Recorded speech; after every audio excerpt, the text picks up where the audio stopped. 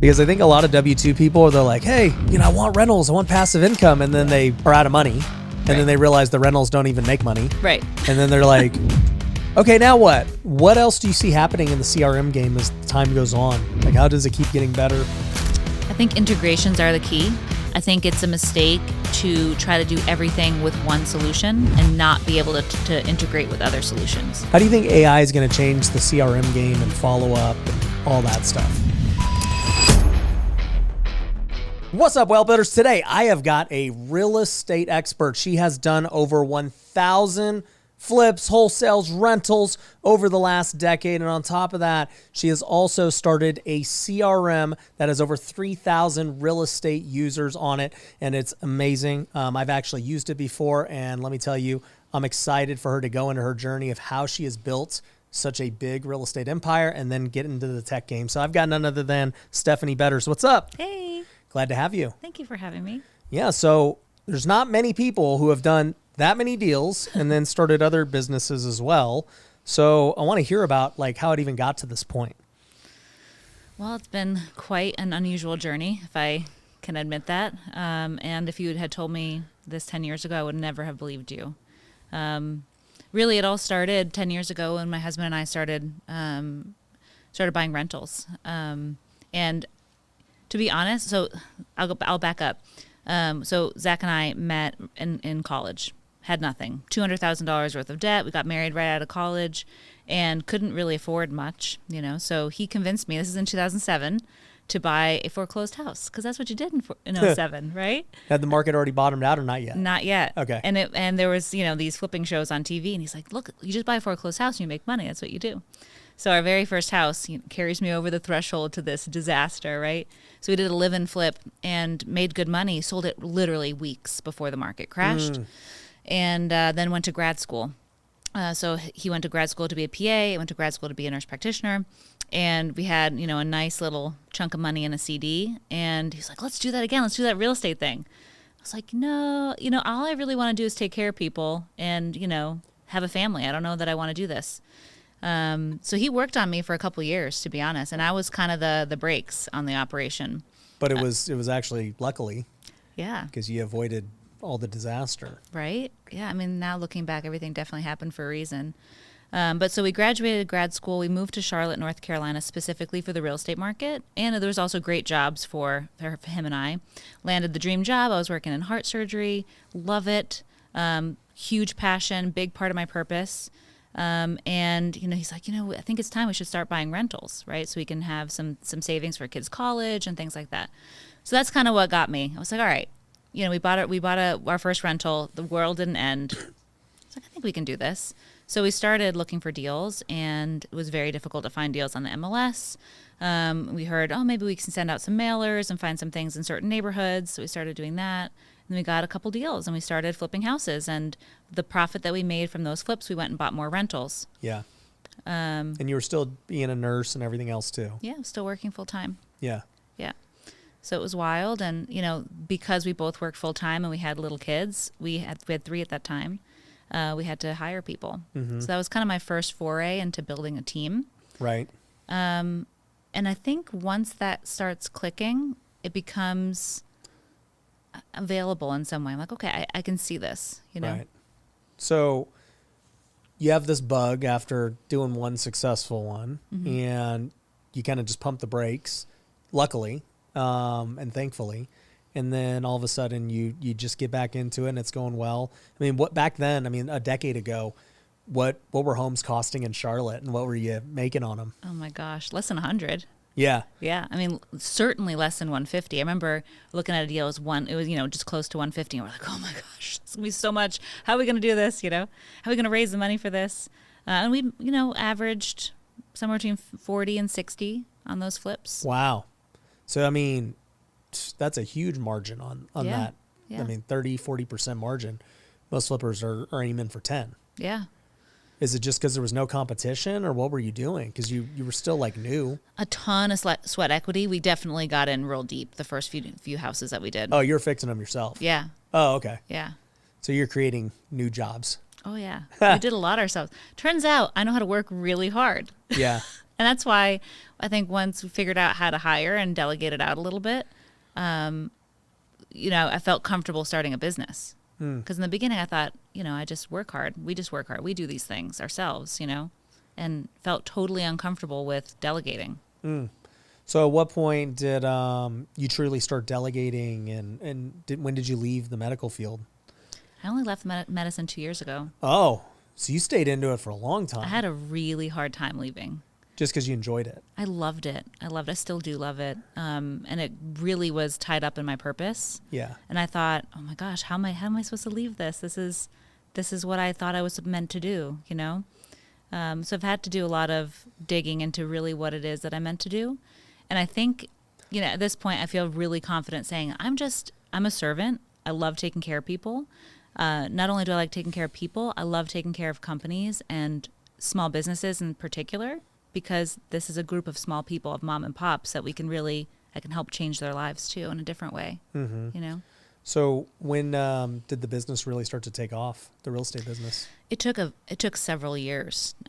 So I would say probably the first year or two, really just kind of banging around trying to figure out how to do it and how to put systems together. So I would say it probably took about 2 years to put systems. Then we started discovering there's masterminds and there's coaching and there's all this stuff. It's like, wow, this is exactly what we needed. We wish we had found that sooner. Yep. As soon as we got plugged into networks and other people doing what we wanted to do, things really took off. Just like shortcuts, just docs, just processes, just talking to other people who understood what we were trying to do. That really helped us take off. So I would say 2 years, systems and processes came together, started investing a lot in the company, and we weren't really profitable until 5 years in. Really? How are you guys not profitable when you guys are making 40, 60 grand a flip? We spent a ton of money on marketing. We started hiring people. We messed stuff up. Then we have, of course, we're like, oh, we can do more. We overextended. We lost money in a couple flips. What made you keep going to, I guess if you're working a full-time job, you're putting all this work into real estate, and for the first few years you're doing deals, but then all of a sudden it's just still not really making an impact. I don't give up. I refused to fail. I literally refused. I'm like, this is going to work. I know this can work. I know we can do this. We can figure this out. And I think that's really the short answer, is just refuse for it not to work. Right. And turns out you can do a lot if you just don't stop. So at what point, you said 5 years, it finally started to work, and what changed? We built a team. It took time for that team to get settled and for them to understand. And that's something that I underestimated in the beginning. How do you pass off some of this passion, and how do you grow leaders, and how do you grow a team? And that takes time. Like, these people don't just jump in and, are profitable or even efficient right away. It takes time. So it took the people that we hired time to grow into what we wanted to do. It took getting the wrong people off the bus and the right people back on the bus and cycling through that a little bit. Yeah. All our fault. We just didn't know what to do. We didn't know how to hire right, what job descriptions, what to pay people. We just had to mess it up quite a bit to get the right people, and then the right people needed time to grow, So what back then were you doing for marketing that was costing so much, and then what shifted? You can probably guess, but it was direct mail. Yep. Super expensive. And just, you're all in, and you're like, please have the phone ring, Yep. So what really helped was multiple marketing channels. So we moved to Facebook, and we did a lot of Facebook marketing pretty early. What year is this? 2017. Wow. So we were one of the first. I remember being at a mastermind, I'm like, Facebook is the next best lead gen. And people are like, you're nuts. I'm like, no, Facebook is going to work. So we were one of the first to market with Facebook marketing. What's funny is that's my main marketing now. Really, it's Facebook. And I've been doing Facebook for years on, other businesses. Yeah. But now I'm doing it direct to seller, and I'm all in on it. It works. Yeah. It works. And there's been weird things along the way where they've changed how you can play with audiences and things, but you can still do it. Yeah. Yeah. So 2017, you get into Facebook, and what was your cost per leads back then? Dollars. Yeah. It's crazy. We were doing Facebook Messenger ads. Yep. And we were one of the first on this platform called ManyChat. Yeah. Do you remember ManyChat, or do you still use it? Well, we use ManyChat, but I've used it for years. But now we use Go High Level, can do pretty much a lot of the things too. Yeah. Yeah, ManyChat was what we used for messenger bots, and trying to put together algorithms on what to respond and when and direct people and blasts and things like that. It's still a big part of it. Yeah.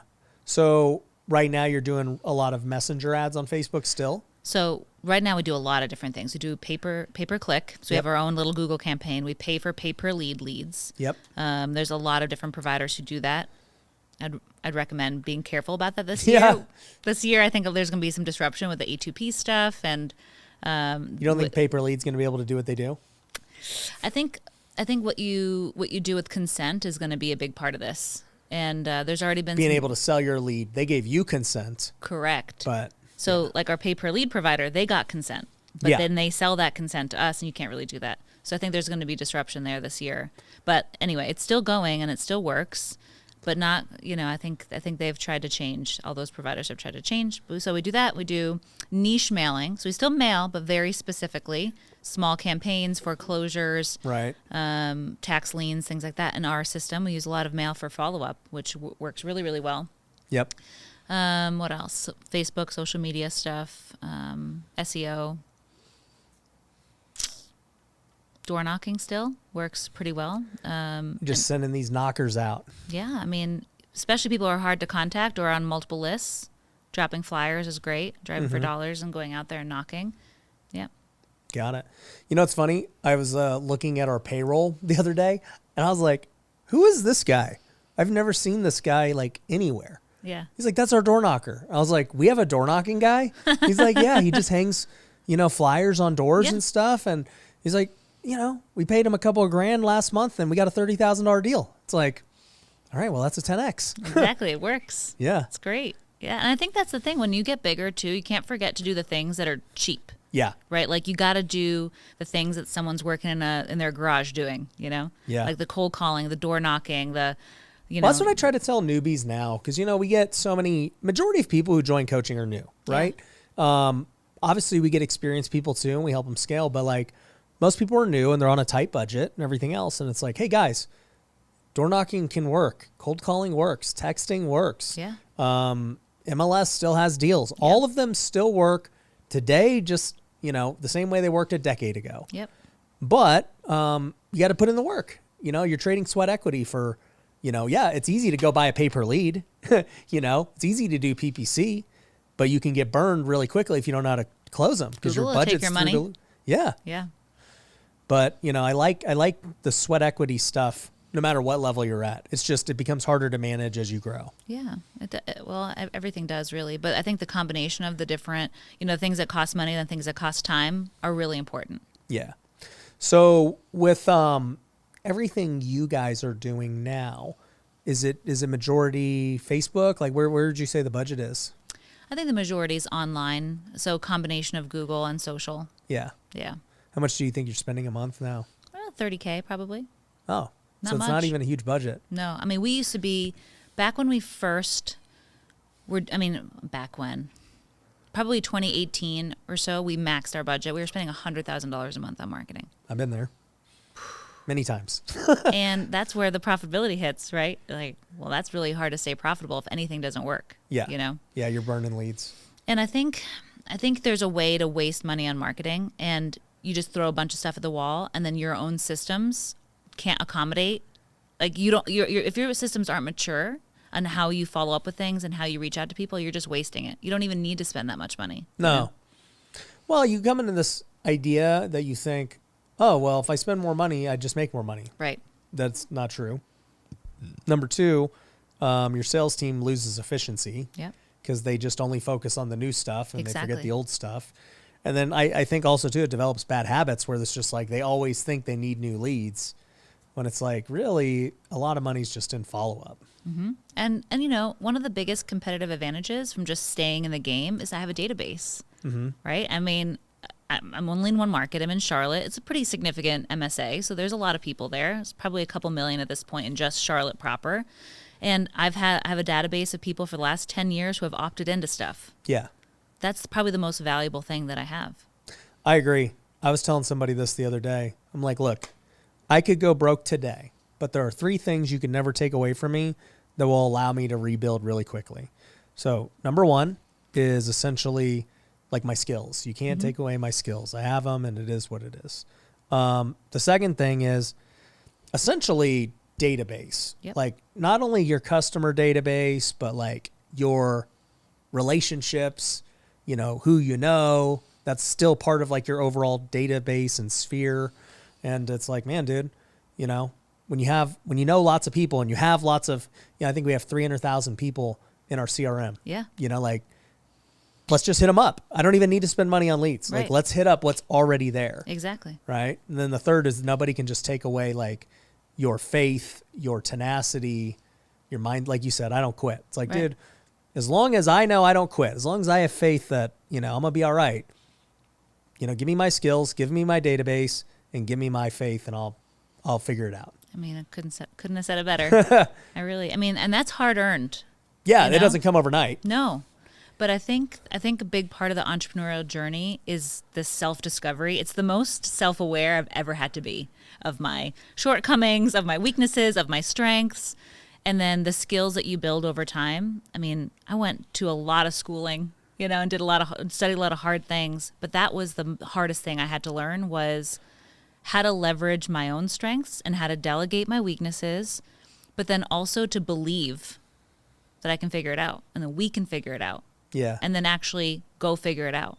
What do you think about for people who have a full-time job right now who want to get into real estate and they're listening to your story right now and they're like, dang, dude, she worked her full-time job for like 8 years while building this big company. Like, what allowed you to do that? Because most people just believe they don't have enough time, or they believe like they got to be 100% in order for it to succeed. And clearly that's not the case. I think it's great. I think if you have a good W-2 job, you should leverage it as much as you humanly can. Now, I think that there's a range there. Like I had a really well-paying W-2 job. And Right. because I had that, I was able to get loans. And I had great connections. I'm at the hospital. I'm with high-income earners, lots of private money lending opportunities there. Yeah. I have a lot to lose. They don't know what to do with it. They don't know what to do with it. And I have a lot to lose, right? I have a license. There's a medical board. So if I do something untoward, like that can be taken from me, right? Yeah. So it's almost good to have something to lose because then people are like, well, obviously she's not going to screw us over because she's going to lose all this stuff, right? So, but then, leverage it as much as you can. I made great relationships. And a lot of those take time for people to trust you with their finances and investing with you and things like that. But then also, I think time is we self-limit ourselves with thinking how much time we have. And there's more than you think. So I would work, and so I was working weekends. I would work Friday at 7 a.m. all the way until Monday at noon. I worked straight through the weekend, and then I had the rest of the week to build the businesses and take care of the kids. And sometimes that meant staying up till 3 o'clock in the morning, working it out, trying to figure stuff out, trying to analyze deals, trying to put together strategy. How did you still balance being a mom and a wife and everything else? Periodically well, a lot of the times horribly. Balance is a myth. I think that you've got to find harmony. And I'm very, very lucky that Zach and I have a really great relationship that we can hand things off to each other. He is super involved. Him and I have a very much team effort with the kids. So when I'm working at the hospital, he was with the kids. When he was at the hospital, I was with the kids. When I had to hand something off in the business, he did, and vice versa. We worked really well hand in hand together for many, many years until we had to stop doing that because we had to also be husband and wife and not just business partners. But while we were building, we were able to build together and help each other with that accountability of being present. Because that's not easy for me. It's funny, him and I have each had difficulty with focus and pulling away from the business because it's so measurable. Like you can, like if you just, I kind of get obsessed, to be honest. And I need someone that I can trust to pull me out and be like, you got to stop. Yeah. It's time. Like, let's go sit and eat dinner. And he needed that same thing too, so we can hold each other accountable without it being hurtful and in an understanding way, if that makes sense. So what about, I guess for me anyways, like I always look at my entire life to have perspective on a situation. So, if business is rough and I'm going through a tough deal or losses or, turnover or whatever, right? I can look back on my life and be like, well, I've faced harder things. I have, gotten through this before, or, you just look at the grand picture of it and I'm like, the grand scheme, this is really nothing. I imagine that being in the medical field, just literally seeing life and death every day gives you a little bit better perspective than most people. How has that played into it? That perspective has been invaluable because when you're all in the business, it feels like that's everything. Yeah. And it feels like you This live one and deal. die. Yeah. It feels like you live and die with the successes and failures, right? Like you take them and you're so personally involved that it's devastating when things don't go right. And then it's amazing when things go right. Right. But yeah, I mean, trying to put that next to being in the hospital and having someone bleed a liter of blood. Yeah. In a chest tube, and you're like, oh my gosh, this is on me. This is scary. These are family members who are worried about their mom or dad or grandma, grandpa. This is what's important. This is what an emergency is. Yeah. That really puts it into perspective when a deal goes sideways. And I remember having to have these conversations with Zach because I'd be on call for the hospital, give a order to transfuse 4 units of blood, and then I'd be losing sleep over a roof. Literally, like, what are we going to do with this roof? And he's like, you literally just fell asleep after giving 4 units of blood, but you're worried about a roof. I'm like, oh, you're right. Perspective. You got to have it. And it's hard. It's hard in the beginning when you're hustling and trying to make things happen. And everything seems like the end of the world and, yeah, it could all fall apart. And yeah. But, that's life. That's what I've come to learn with perspective. It's like it could all fall apart tomorrow without anything being your fault. It's like you could get a health problem. You can get hit by a car. You could, everything is so fragile. So it's like, why are we, that's just normal. Just accept it. Yeah. A lot of people don't know this, but before I became an entrepreneur, obviously I was a baseball player, but I actually went to school to be a firefighter. So I got my EMT. And you got that emergency bug in you. No, I don't. Not after that. So the only reason I did it was because people told me that being a firefighter was like the easiest job. They were like, oh yeah, dude, you work like 2 days a week and you take the rest of the week off or something, 3 days on, 6 days off. And I'm like, yeah, that sounds pretty cool. And he's like, yeah. And it's like a team. It's like sports and, they make 6 figures. They got benefits. This time I'm 22. I'm like, broke.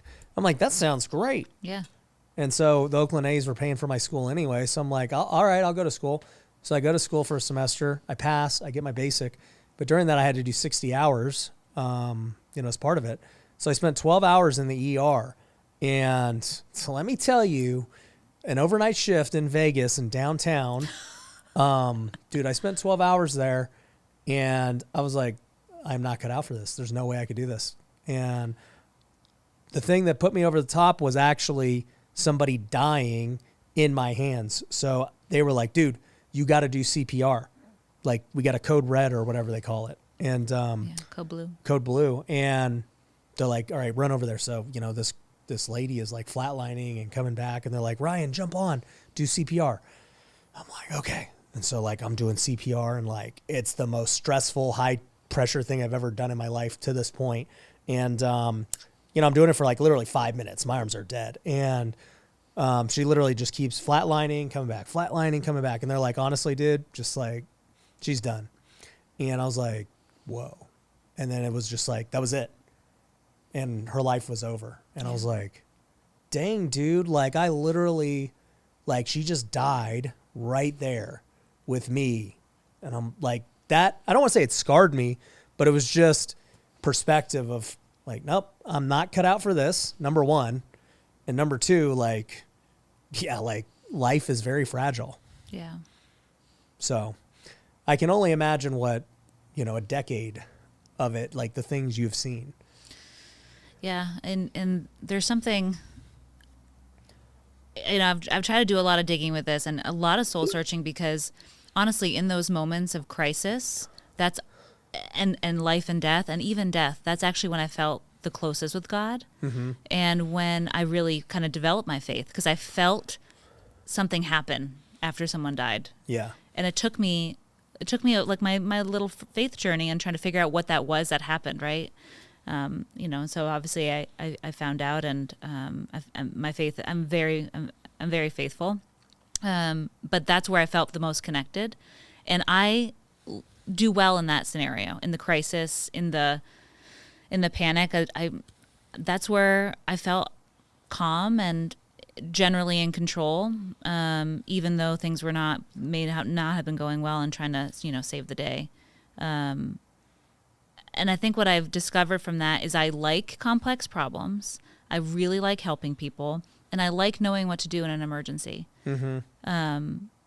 And I've tried to apply that to business the best I can.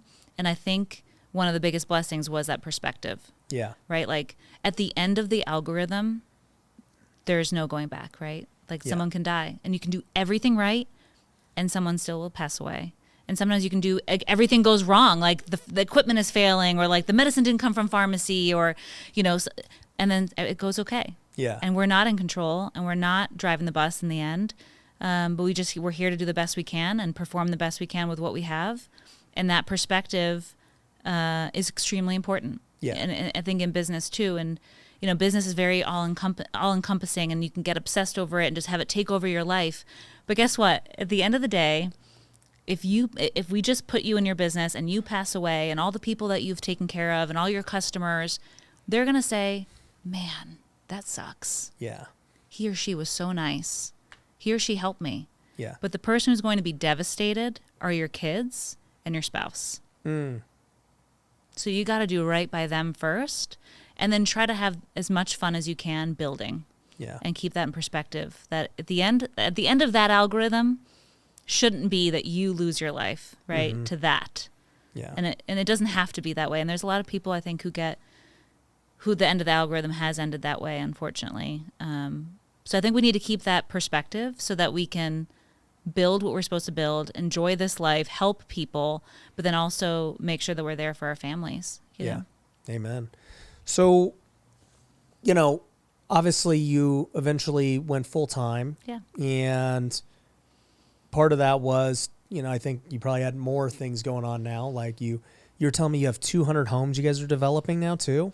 Just about, yeah. Every year we do about 200 new builds. Explain how that works. Like, how did you get into that? So in 2018, and that's actually when I met Gary Harper, who I know you're very close with too. Yep. So we merged with another company in Charlotte. And so it was my husband and I and a partner, Jeff. And Jeff was doing new construction, and we were flipping and had wholesale. So it was really a nice merger of different exit strategies.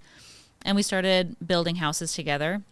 Spec homes, all affordable housing, not subsidized housing by any means, but affordable housing that a first-time home buyer could buy. And we lived in that space ever since. And in January 2020, looking at the three verticals, wholesale, flip, and new builds, building was a lot less variables. It was easier to be profitable. I mean, nothing's easy, but it was easier to be profitable with new construction versus flips because, there's termites. This inspection came up. And it was so difficult to systemize and scale. But new build construction, once you passed really due diligence with a lot. You got your entitlements. You just go to work. There's not many surprises, right? Nothing's guaranteed, but there's just the economy. Oh, yeah. By the time it's built, like where are things at? Exactly. And the inspection report, it's a brand new house and there's a home warranty. So that part was great. So we started doing more and more, raised some private money, got money from banks for bank lending, and it was easier to scale. So it's much easier to do those versus flips. And you don't even need to do as many deals. Just buy like a piece of land and go to work. Yeah. Or subdivide it and do 3. Yeah. Yeah. So the 200 homes, are you building entire communities or what are you doing? We just started. We are doing our first development now that's kind of rounding the finish line, 14 homes.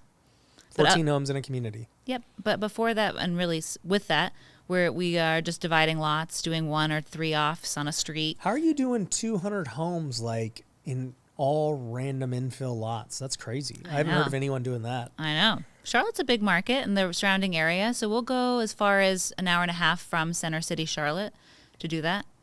But so how much capital have you had to raise to do that? Like, tell me the business model. Let's see. We have, I'm trying to think what the cap is now on our bank lending. There really isn't a cap anymore. We have about $7 million in private money that we manage, and then I would say probably around 15 to 20 million in bank lending that we So have. how much are available these to. homes like all in for, and what are you selling them for? Now they've gone up with the market, but about 280 is our strike price on selling them. So these are like middle class homes, or Yeah, first time home buyer type things. yeah. We have a couple that hit up in the 300s, but we like to stay under 300. And then what do you think they're going to make? They all make about 35 or so. Okay. So they're hitting about 10%, but they're just more systematized. How long does it take from start to finish? Now about 9 months, depending on what we're doing with the land. If we have to get entitlements or change zoning, then it's about a year. So Charlotte's a lot easier than like California. Sounds like it. Yeah. Yeah. I don't know I don't know much about California, but for my friends that are out there. It ain't a couple of months, No. a couple of years Yeah. to go change something. Yeah. So with those deals then, I guess, is your wholesale operation just looking for land at this point? No, we still do single families. Yeah, but that's a lot less. Now we're transitioning more and more to new builds. And I think at some point, I don't know, it's hard to say because wholesaling is enough to bring in, keep all the lights on, pay for all the marketing. Yeah, because the development takes time. And it's a short cash cycle, which is really helpful. Yeah. Because the builds take forever to revenue. But, wholesaling, you can influence revenue in a month. Yeah.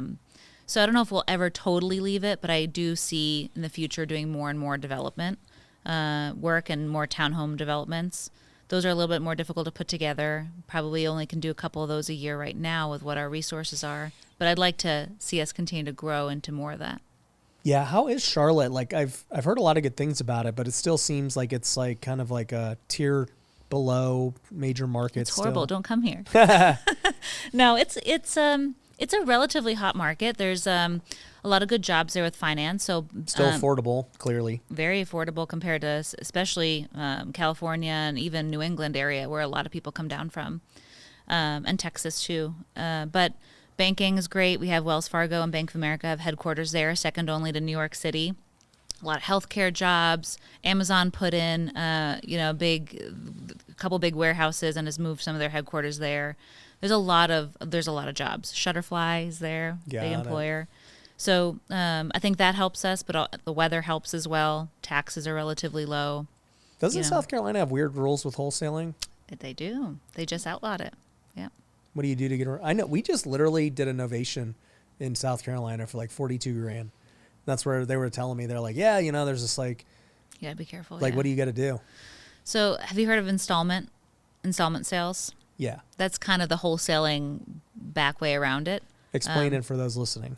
So installment method, and I'm no expert, so do your research. But essentially what you do is imagine it like an earnest money deposit. Your house is worth $100,000. I'm going to pay you $10,000 for the house or less, depending on your strategy.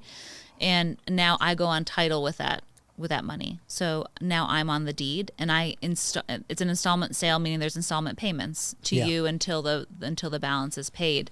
But you get to go on title sooner. Yeah. So you can still do what you need to do with the title and wholesale it or wholetail or fix and flip it, what have you, but you are on deed. Yeah, it's turning to a true flip now. Yeah. Because you're an owner. Yeah. Yeah. And so you're a chain of You title. could probably just double close it too. You can also double close, but even still depends on how you market it. Because you got to be the owner to market it. Yes. What if you have an interest, like you buy an option or something? You can do that. And that's kind of what an installment sale is. Yeah. Yeah. Yeah, it sounds like there's easy ways to do it. Yeah, you can. That's what I always tell people. Like, for anyone listening to this who's scared of like all these, this state's doing this now, and that's like, no, dude, just freaking. There's always a workaround. There's always something to figure out. Yeah. Yeah.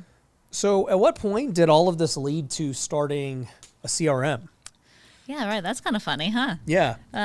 Because I mean, like, you would think you already have enough on your plate. You're still a nurse. You're flipping these houses, wholesaling. Then you're like, I'm just going to do 200 new builds. And then you're like, you know what? Let's just get into the tech game. Well, at the point, we weren't doing 200 yet, but we were ramping up for sure. So we'll go back to like 2019. We're spending 6 figures or close to it each month on marketing. So my husband's CEO. I was a COO. I'm responsible for all the metrics and understanding what to do next, right? How big's your team at this point, by the way? 8, maybe. Okay. Less than 10 for sure.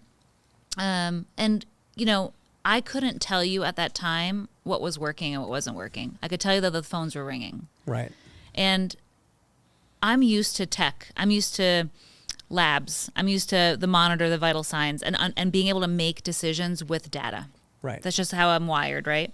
And I'll take some risks, right? I'm here starting a company. I don't have to know everything, but I'm wired to make decisions with data. And I'm okay with taking calculated risks because they're calculated. And I understand this, then this, right? And we were not at that point in our business. We were just literally just spending money to try to get the phone to ring. And I couldn't tell you if we were getting a return on investment that we needed, but I knew that like it was enough to keep the wheels going that month and the next month. And that was extremely uncomfortable for me. That's what I was losing sleep over. I'm like, this is a lot of money. I mean, we would be happy to make that for one of us in a year, and we're spending that in a month, and I didn't feel like I had control over it. And then one day, the CRM we were using went down. We were using Podio. It went down for a week. Old Podio. Good old Podio. Everyone's favorite CRM from the mid 2010s. Yes, and it went down for a week, and our phones couldn't ring, and I just lost my mind. I was like, I am so tired of just banging rocks together, trying to figure out what works. What's the number one CRM in the world? I'm just going to go do that. What is it? So indisputably, that's Salesforce. Yeah. And so I had no expectation. I didn't know what this was. Yeah. It looked kind of intimidating. So I went through this whole sales process with them. And I'm 8 calls deep. They're all an hour long. I'm trying to explain to people what real estate is and what our business model is. And I don't think it's that difficult. There's leads. They're qualified. We set appointments. Then there's transactions. It's kind of like any other, business. I was kind of shocked that it took this many meetings to explain what it was that we needed, right? So we get to the very end, and again, we're 8 calls deep, and they unfurl a beautiful slide deck. I'm like, oh no, this is gonna hurt. The pitch deck comes, and they want a 6-month build before we can log in. And it's going to cost $100,000. And then we'll go to phase 2. And very quickly, I saw $1 million build roll out in front of me. And freaking crazy. I was flabbergasted. I can never run for public office because that was a recorded Zoom video. Because I lost my mind. I don't even know what I said, but I was like, are you guys kidding me? I'm a small business. I can't afford this. And 6 months and my pain is now. I anticipated sometime. I don't have time to run my business, stay profitable, and build this other thing. Right. With people who didn't understand, right? My confidence was still low. So I just lost it. I was like, how hard can this be? Like, why is it so difficult? I'm just going to build this myself. And one of the people on the call, and I don't know who this was, but he said, that's cute. So I was like, all right, now I'm really going to do it. You jerk. Yeah. So he's used to dealing with enterprise people, doing $1 million deals, and here's this like little lady on the call. I was like, I'll do it. Yeah, like $100,000? No way. Yeah, I was furious. So then I did it. I hung up that call. I told Zach, I'm going to teach myself how to code. I'm going to build it for us. We don't need to do any of that. Out of spite. Literally out of spite. But I was also like, we needed a solution. And I couldn't believe this discrepancy on the small tools we were able to use and how fragmented it was, all the different call rail, nothing connected, And then the solution that's just for IBM. There was nothing in between. Right. I was so upset. So it took me about 3 months, heads down, hundreds of hours in, and we built it. I built it for a better path, and we launched it. And it was great. We saw an immediate difference. It felt like sigh of relief. And then Salesforce, a couple months after that, followed up with me and basically was like, did you give up yet? Yeah. I was like, oh no, I actually did it. It's launched. It's great. Thanks. You can take me out of your drip sequence, What's weird though is because you built it on Salesforce. Mm-hmm. So like you're still like playing for their team. Yeah. But the sales guys didn't get a commission. Nope. So you ended up just buying like a generic Salesforce? Like out of the box, yeah. And then you hired developers and customized it to your liking? I didn't hire anybody. You did it? I did it. That's crazy. I was really mad. How many hours did you spend? Hundreds. Hundreds. And that balance like you asked about? Yeah, there was none there. There was none. That was sacrificed. And, on looking back, I needed to do it. But I also had to draw a line. Like, okay, we're done now. We're going to... I can't sacrifice what we're sacrificing anymore, but I needed to get it done. So And then they asked, and I still don't know why she did this, but the AE at Salesforce, her name is Allie, and I am indebted to her for sure, because when she followed up with me and she's like, did you give up? Do you want to get your help? And she asked me to see it, and I was like, all right, I'll show it to you, so like we can stop, you can stop trying to get me to buy developer support or whatever. And I showed her, and she was like, this is something. Do you know that? I was like, I don't know. No, what do you mean? And she's like, every single real estate professional that we talk to that comes through our channel or that we prospect, they all have the same reaction that you did. They're just flabbergasted, and there's no solution. Yeah. And she's like, first of all, I can't believe you built it, so congrats. And I was like, okay, thanks. And she's like, but I think this is something, and you should talk to our partner team. And she didn't get anything out of that. There was no reason really for her to do that. But I'm so grateful. So she's like, yeah, talk. And I was like, I don't know what that is. I was super skeptical. So I met with a partner team and showed them what I did. And they were like, yeah, no, I think this should be a product. You should put this on our app exchange, and like, let's negotiate. Let's come up with a contract for you. And my ignorance at that time, I think, really helped, because I didn't know what kind of deal to negotiate. But I was like, this is what it needs to be. It needs to be $50 a user. It's going to be for real estate only. It's got to be affordable, and I got to have all the control. And they were essentially like, okay. And I don't think they really thought anything would come of it. Yeah. And that's why they were like, all right, whatever, give this lady her thing. But they agreed, and I got this crazy deal. I was able to sell Salesforce's Sales Cloud along with my solution, which is really, really unique. So you have like the full power of Salesforce plus our solution. So you can continue to customize it, and you can grow, and you won't outgrow it. Yeah. Which was a blessing and a curse our first year of launching. I didn't want anyone to ever be able to outgrow the solution, but that meant that everybody customized it. Yeah. So that's a whole other story. But we launched it, and then I didn't talk about it. Then I was terrified to talk about it, because now I really cared. And CRM was scorched earth at this point. Everyone hated Podio. Everyone hated all these things. And I was like, they're going to hate me. I'm going to launch this thing, and people are going to have negative things to say about it and about me. And can I take it? And I didn't know that I could, to be honest, because like I said, I cared so much. It's your baby. Yeah. And it's weird to put something out in the world and see what the market does, Yeah. So it took me a while to do it. And I was sitting in an accountability group with some friends. Again, another reason to get in groups with people who will push you and who understand, right? Yeah. They're like, freaking go launch it. What are you doing? They're like, Stephanie, you're being stupid. Yeah. You need to launch, like, you need to talk about this. This is cool. Like, a couple of them had bought it, and only a few people have bought it at this point. They're like, this is something. You need to do something. You need to do it. Stop being afraid.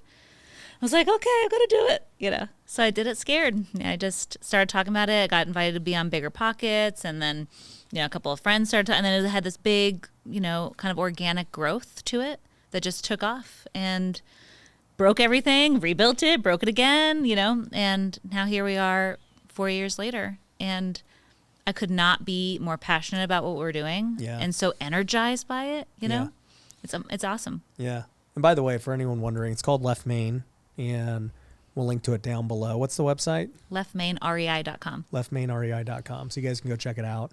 And what's the cost now?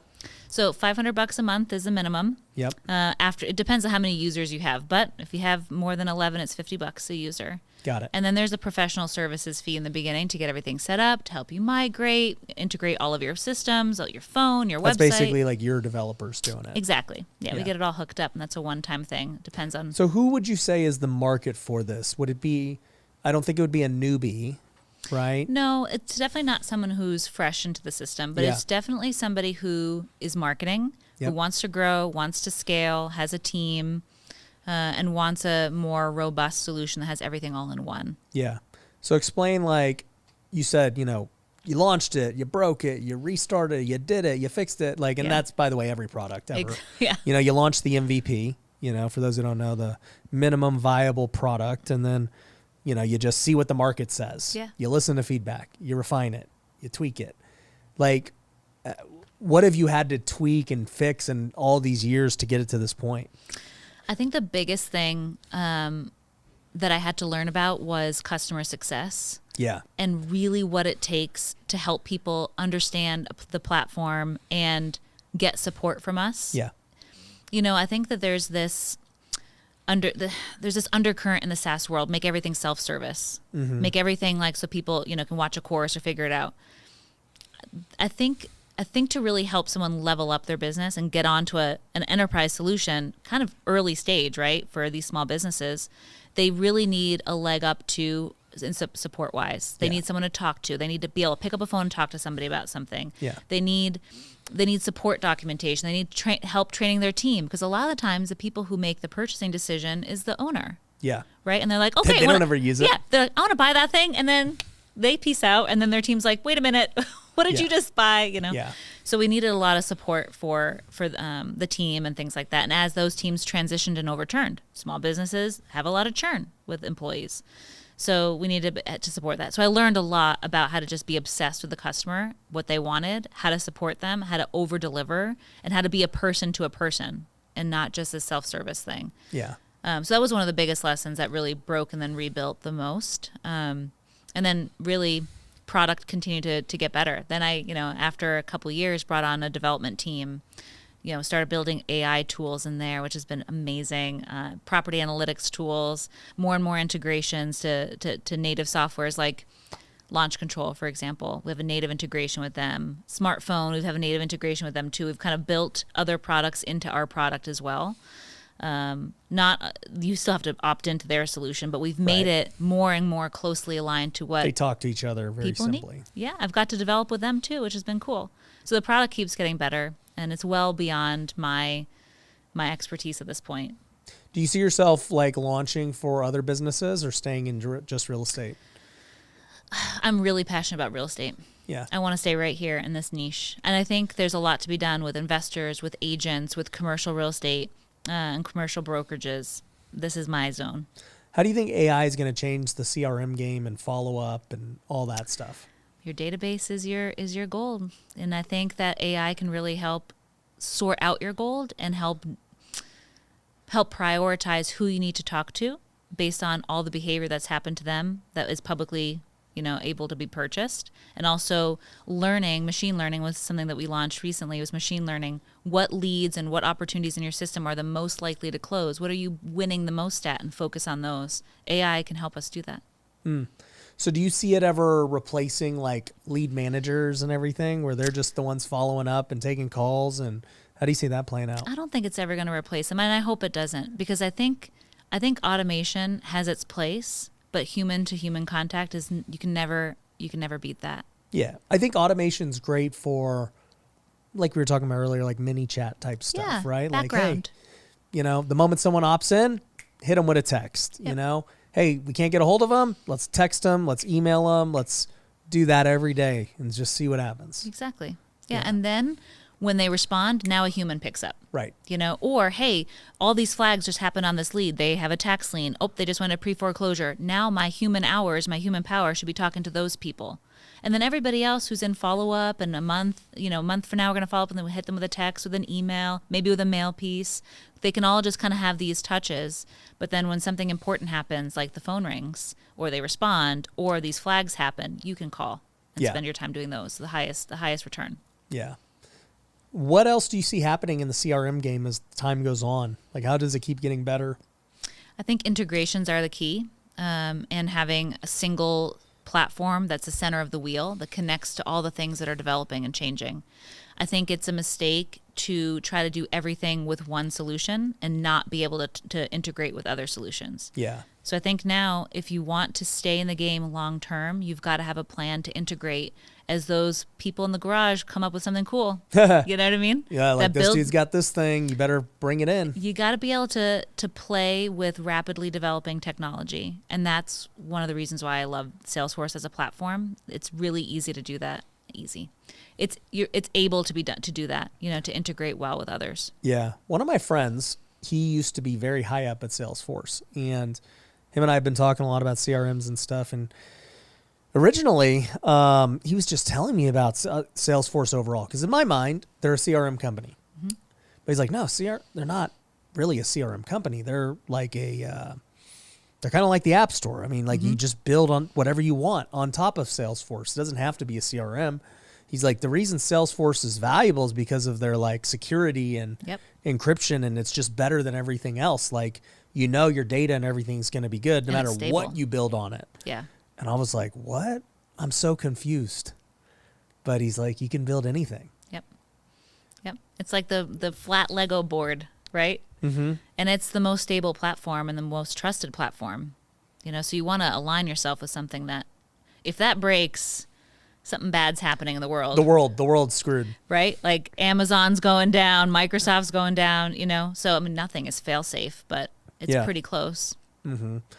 So what do you think with just like everything you've done to this point? I mean, you've been successful as, you know, starting out in the W-2 world to, you know, doing what most people who want to get into investing do, starting out flipping. Well, actually, you started out wanting to buy rentals. Yeah.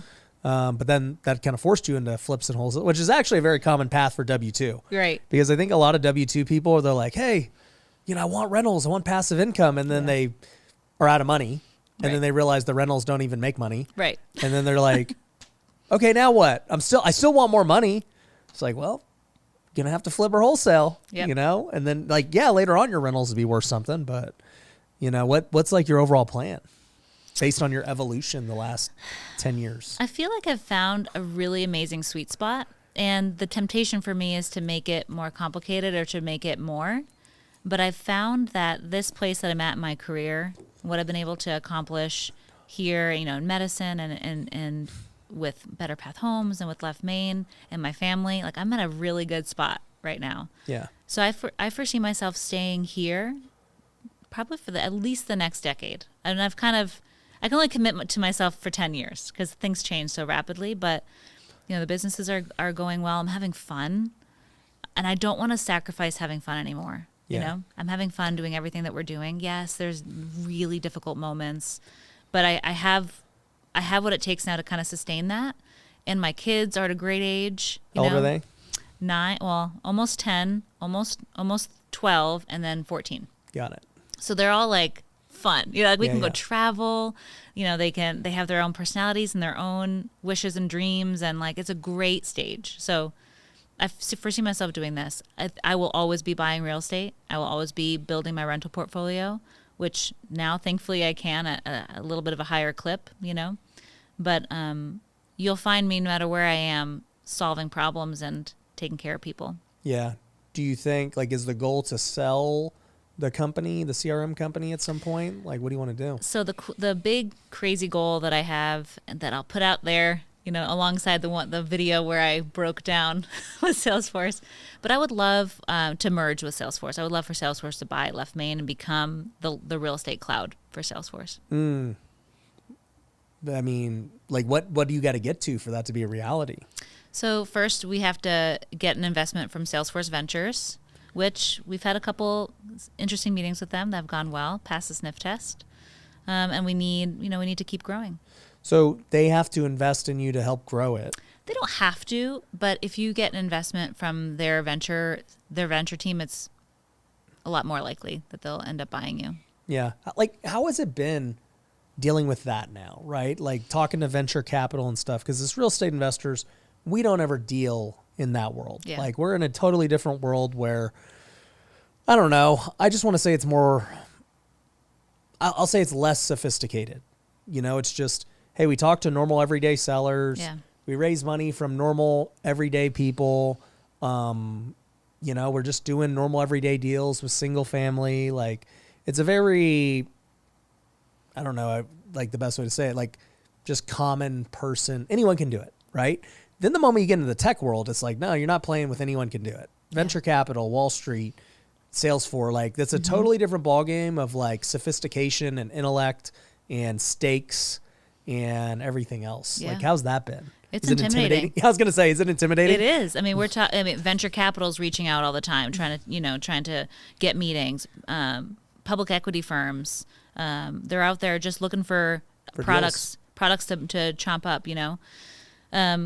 It is intimidating because I don't have experience in that. I don't have an MBA, you know. What I know how to do is build something that solves a problem.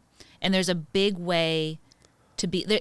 It can be very distracting because they're like, oh, glitz and glam, all these different, you can get all kinds of, Sell for multiples. 9 figures. Yeah. Oh, all this. And you just know they're a shark talking to you. It's like this guy is going to definitely lead me in the wrong direction, or girl in the wrong direction.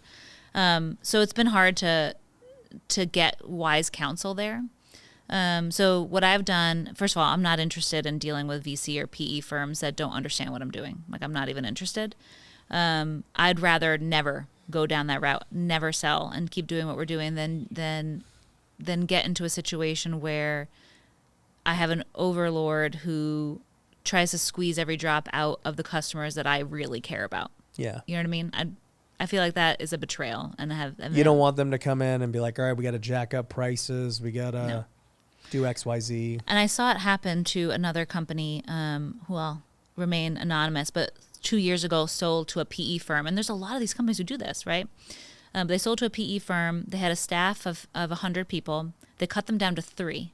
3? 3. How? The business just didn't need 97 people? They're just like, we're not going to sell it anymore. We're not going to develop anymore. We're not going to sell anymore. We're going to let all the current customers essentially like just decline over time, because now we'll make more money. And they were making like $16 million a year. It's a lot of money. Yeah. And they're just like, we're going to hit the highest possible profit margin, and we're going to sacrifice everything for it. Stress. Yeah. So like whatever we can do to put on life support, and it's just a little ticker on their, on their P&L. Why would they do that? Why do you think? I think probably because they're going to sell again, and PE firms are now going to sell their portfolio again, and the more profit they can show, the better. Wait, they're going to sell again, but they're going to make less profit. Well, it's all multiples now, right? So if they show, even if that $16 million company is now $8 million, Mm-hmm. Oh, but their EBITDA is higher. their EBITDA is higher. Yeah. And now they're going to get the same multiple. So it's just this game of like trading paper. Yeah. And I think it sacrifices the customer, and I'm kind of tired of seeing that. Yeah. So that I'll never sell my soul to do. I'd rather not grow and just be where I'm at than do that, because I think you pay the piper at some point, and I don't want to be involved with companies who don't care about the customer. Yeah. You know what I mean? Talk to me about like having a recurring revenue business, because in real estate we don't know what that is. Yeah. Like we're always deal to deal. The next flip, the next wholesale. Like, granted, a rental's kind of to that degree, but nothing like recurring revenue with SaaS or tech or a subscription or whatever. Like, how has that been, building that and acquiring customers and having more stability? Oh my gosh. Blessing. Especially in contrast to, being a deal junkie. It's amazing because you can plan. All of our customers are on 1 to 3 year agreements. So I can project, and obviously stuff happens, and there's collection efforts, and there's all kinds of stuff. So it's not always rosy, but for the most part, you can project what you're going to do this year if nothing changes. If these customers continue or renew, I can project where we're going to be, so I can hire appropriately, I can market appropriately. I have data to make decisions with. So it's great. It's, I think that's, comparatively, I would always want to move myself in this predictive way of growing a business, of what kind of income can I quote guarantee as much as possible, month over month or year over year, and that's kind of why I like new builds, because once you put them in the pipeline, you can project that revenue with very few variables. Yeah. Especially if you're conservative, you're not going luxury, or you're not going and reinventing the wheel somewhere. You can project what's going to happen. Yeah. Yeah. I've gone all in on our $97 a month membership for Wealthy University. And I'm just trying to figure out all the different ways to get people to try it. Yeah. Because I just know when they try it, they'll like it. And they'll get insane value for $97. And so like, it's really cool now seeing just the 97s hit every day. And I'm like, man, these are going to start adding up really quick. Yeah. Like if it's only been a month and a half, just like, let me really give me a year, 2 years, 3 years. Where's this thing going to be? Yeah. And you can serve people better. Right, because then you can give more resources. Yeah, because you can predict. Yeah, So, what have you seen as the biggest, I guess, myth with the recurring revenue business? Like, is it churn ends up being higher than it should be, and you got to like really fix a lot of things? Like, what's going to be my biggest problem? Probably that recurring revenue is easier, or that it solves all problems.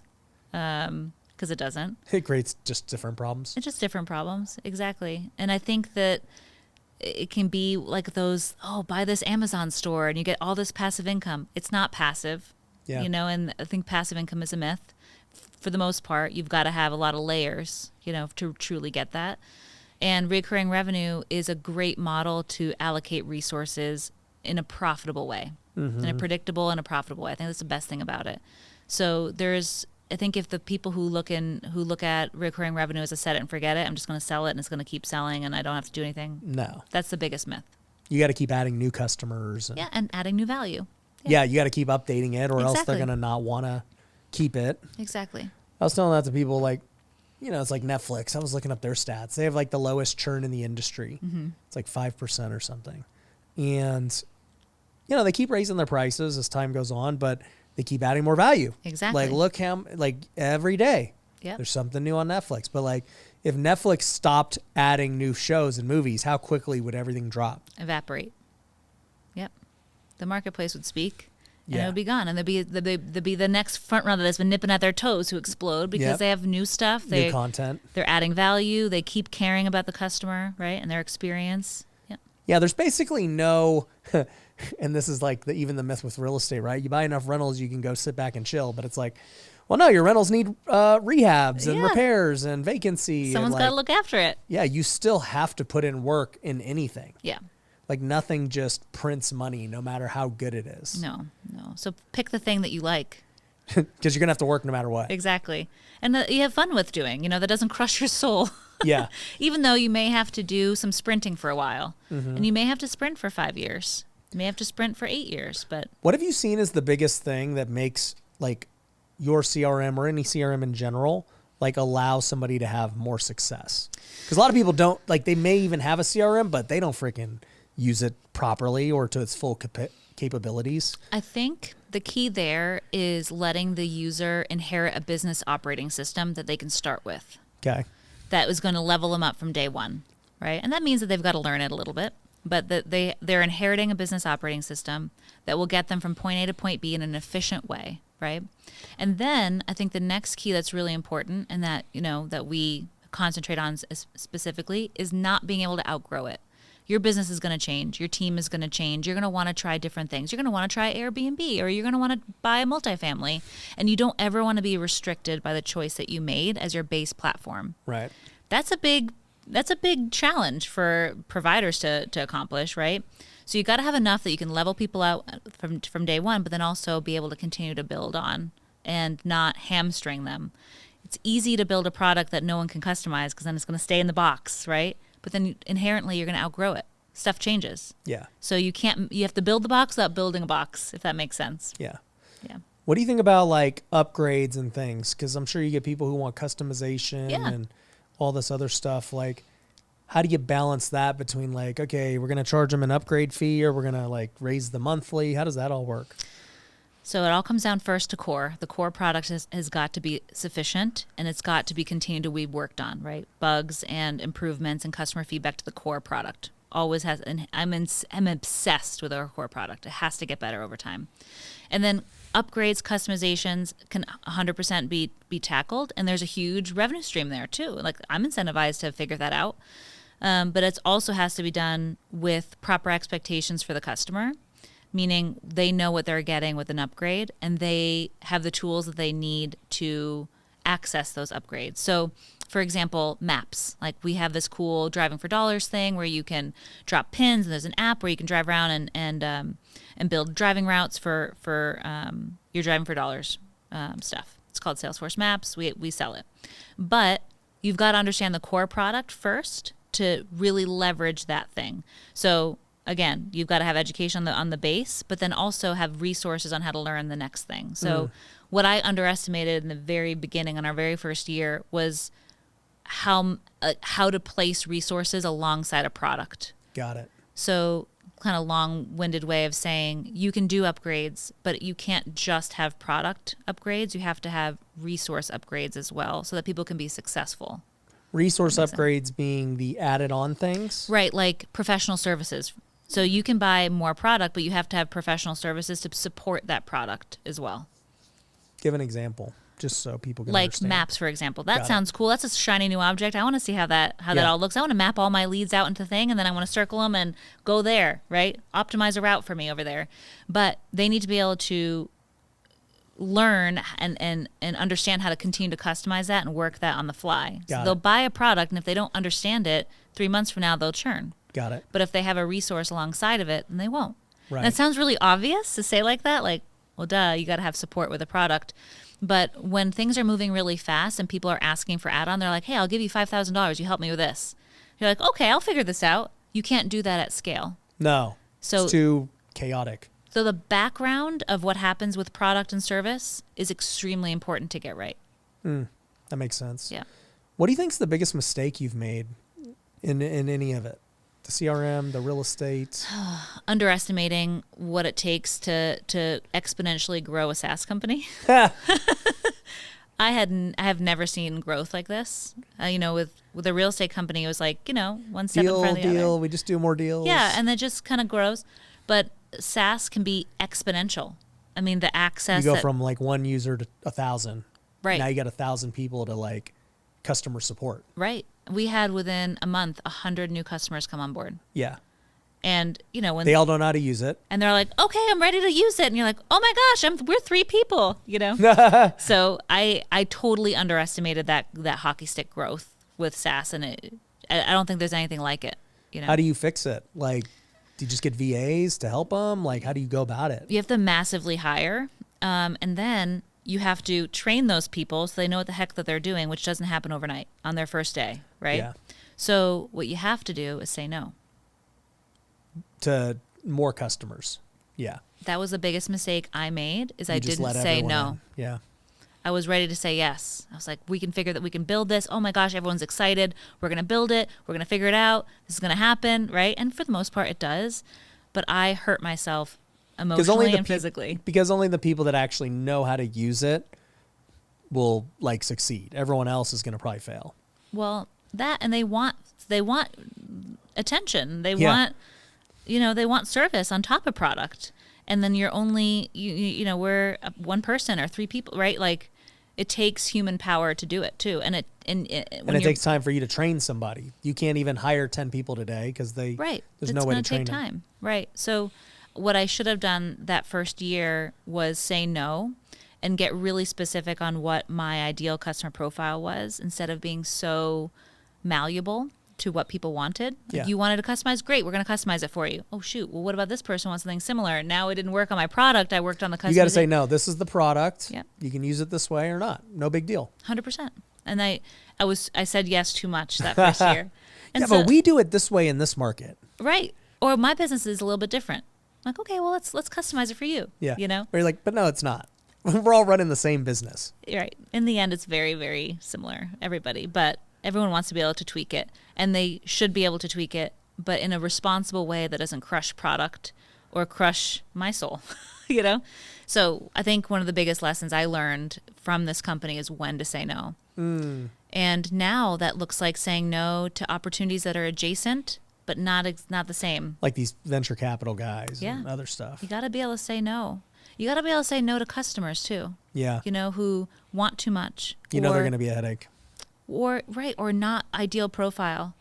That's really hard for me because I'm a people pleaser and I want to help everybody and I want to make everything work. It's like my inherent nature.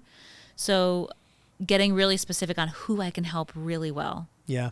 It's interesting. So we started running ads for some of our students, Facebook ads. Now they're with me. So like, it's very simple because like I already run Facebook ads nationwide. Yeah. And so it's like, all right, you want to be in your market? All right, cool. We already know what to do. It's easy for us. And like, we're taking a profit split. And with that, I'm like super strict on the customer because I'm like, hey, you got to be able to close deals. What's the point of running these ads if we're making our money on a split, but you can't close? Right. So we're being super strict that way. But like, even then I've had some who are like, well, but can we run ads with me instead? Yeah. And then it's like, no, Right. like that breaks the whole thing because now you got to film, edit. We don't know how they're going to do. If we need changes because the ad's not working, we got to do it again versus if ads, are starting to, because all ads die out. So you got to just constantly have new creative. Yep. So it's like, I can go make the ads and then everyone's good. You don't have to do nothing. You don't even know I made a new ad. You know, you're just, we're keeping the cost per lead down. But it's just like little things like that where I'm like, nope, Yep. not for you. If you want, go figure it out yourself if that's what you want to do. Yep. Not my problem, but I'm not going to change our whole system because you want an ad or whatever. That's business maturity. Yeah. You know, and I think when you launch and when you're fresh into the entrepreneurial space, like everything is yes. And you kind of have to be that way. Yeah, you got to make money. Well, also, there's a lot to overcome, I think, emotionally, right? Like with your family and the doubts and all that. You just got to go get it done, figure out how to get it done. And then I think with business maturity comes being able to say no. Yeah. And not only being able to say no because it affects the product deliverability or the service or, like you said, like the scalability and able to actually deliver what you say you're going to deliver. But then I think it also turns into being able to say no to the wrong person to align with or wrong core values. Yeah. And let me tell you, that's the biggest core value test in the world, is having to turn somebody away who doesn't hit your core value, but it means revenue. Yeah. You're turning down somebody who wants to give you money. Right. Right. But if it doesn't align with what you're trying to do and what you can deliver well, then you got to say no. Yeah. Yeah, it's interesting because you mentioned pay-per-lead before, and I've thought about getting in the pay-per-lead space. Yeah. Because that's like right up my alley. And, you know, I've just thought about the different models, and it's like, all right, I'm doing this profit split model, which is going to be, you know, very lucrative if I just get the right partners and Right. people who can close, and, you know, it could be a lot, right? But then I could go the pay-per-lead route and really reach everyone. Right. Because anyone can buy a pay-per-lead, right? But like my thought has already been like, well, if I start selling leads to people who can't close, then they're going to blame me, even though it ain't my fault. Right. They just don't know how to close. And then guess who gets the bad reputation and everything else? Yep. Yeah, these leads suck. I couldn't close. Well, yeah, fool. Well, you bought three leads. What'd you think was going to happen? Right. But you can't say that, you know, in the I market. can though. I will say it. But like in the marketplace, right? Like Yeah. you can come across as being defensive if you're Yeah. not careful with that kind of No, stuff. I know. You know? But like, yeah, to your point, I just thought about both models, and I'm Yeah. like, you know what? Maybe one day down the road, but for now, I'm going to just focus on people I know who are good because I know our marketing's good, and let's just run it. Yeah.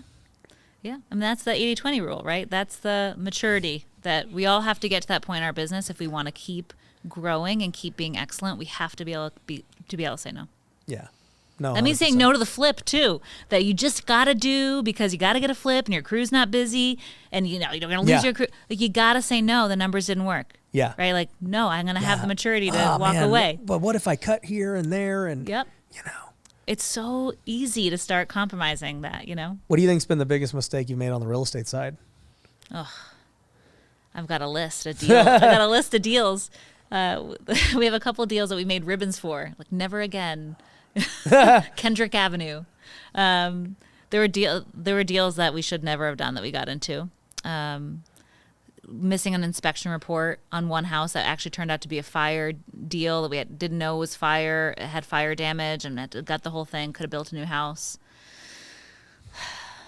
Sometimes I think the best deals that we do are the deals we don't do. Yeah. And I've done deals I shouldn't have done. I've also hired people that I wasn't sure I could let go, and I should never have hired them, like family members. Or you should have just got rid of them way quicker. Yeah, yeah. I've learned a couple of those lessons. Generally, I only learn them once, thankfully. Do you think you become more, I don't know the right word, but as you go on as an entrepreneur and you kind of like face so many tough different things and problems, do you think you become like more shrewd and less like, because I know when I first started, I'm like, oh dude, this person's the best. Like we gotta like, and then like over time you just like become, I guess, more callous to it. And you're like, no, look, like this is just, sorry, this just is what it is. Yeah, 100%. And Yeah. thank goodness for it. Yeah. Yes, absolutely. Yeah, it sucks. I feel bad because like the Christian side of me wants to see the best in people and help them and everything else.